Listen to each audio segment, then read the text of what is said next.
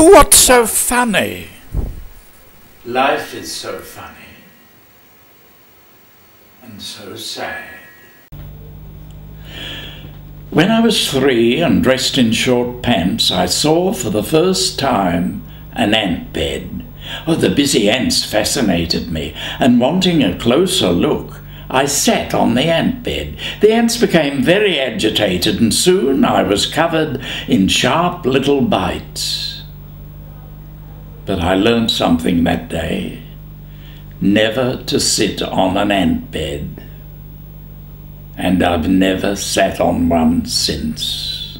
My father, in the early days of still photography, was quite a keen hobbyist. He had a Kodak folding camera which only took 6 pictures on a roll of film. These he developed himself, and sometimes I helped him.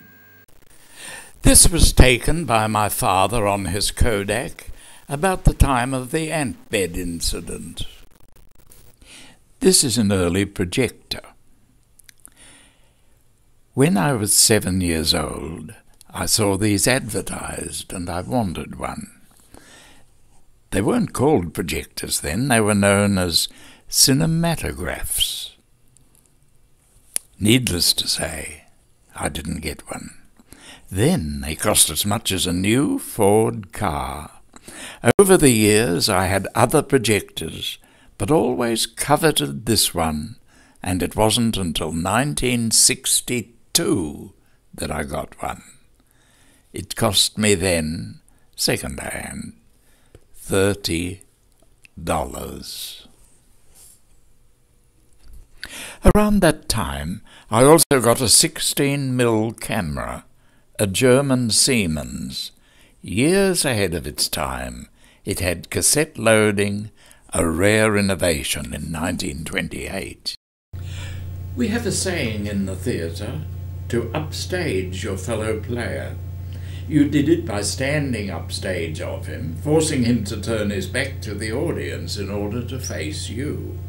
I didn't do that purposely to Her Majesty, but it happened. In Brisbane, where Her Majesty attended a performance of an Australian musical. My first professional broadcast was from 3LO Melbourne in 1929.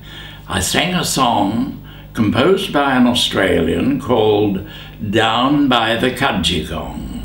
The accompaniment was played by a young lady in a sleeveless frock and with her armpits shaved. I'd never seen this before, and I was fascinated, as I also was by the grand piano on which she played. Up until then, I'd only seen upright pianos, and the grand was, to me, grand.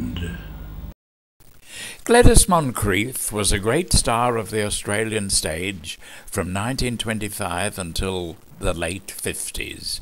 I worked with her for 4 years in Katinka, Victoria and Her Hussar, The Merry Widow, Rio Rita. Here is a picture of me as Lieutenant Ruggini in The Maid of the Mountains. Years have brought a great loss of all my contemporaries, and now there are none. There's only me. The others have all slipped away. No farewells. They just went.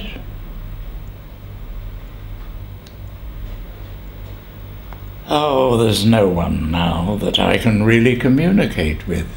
People are kind, polite, but there's a gap. And yes, I do miss my old mates. Don't think I'm afraid of death. I was for many years. But then a period of sort of dumb acceptance took over. I think in cases of severe illness, that same acceptance comes into play. Nature has a wonderful way of anesthetizing our emotions. And I think when the moment of death approaches, that same acceptance takes over. Shakespeare wrote a wonderful speech in As You Like It, known as The 7 Ages of a Man. It tells the story of man from birth to the end of his life in just a few words. It's a lovely speech, and I'd like to share it with you now. All the world's a stage, and all the men and women merely players. They have their exits and their entrances, and one man in his time plays many parts, his acts being 7 ages. At first the infant, mewling and puking in the nurse's arms. And then the whining schoolboy with his satchel and shining morning face, creeping like snail unwillingly to school. And then the lover, sighing like furnace with a woeful ballad made to his mistress' eyebrow. Then a soldier, full of strange oaths and bearded like the pard, jealous in honour, sudden and quick in quarrel, seeking the bubble reputation even in the cannon's mouth. And then the justice in fair round belly with good cape onlined, with eyes severe and beard of formal cut, full of wise saws and modern instances, and so he plays his part.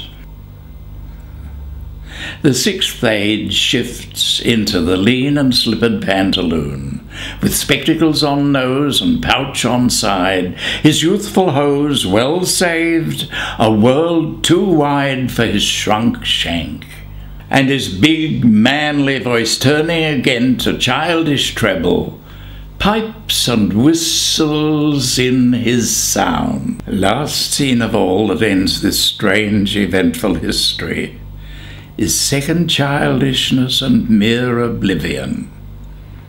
Sans teeth, sans eyes, sans taste, sans everything.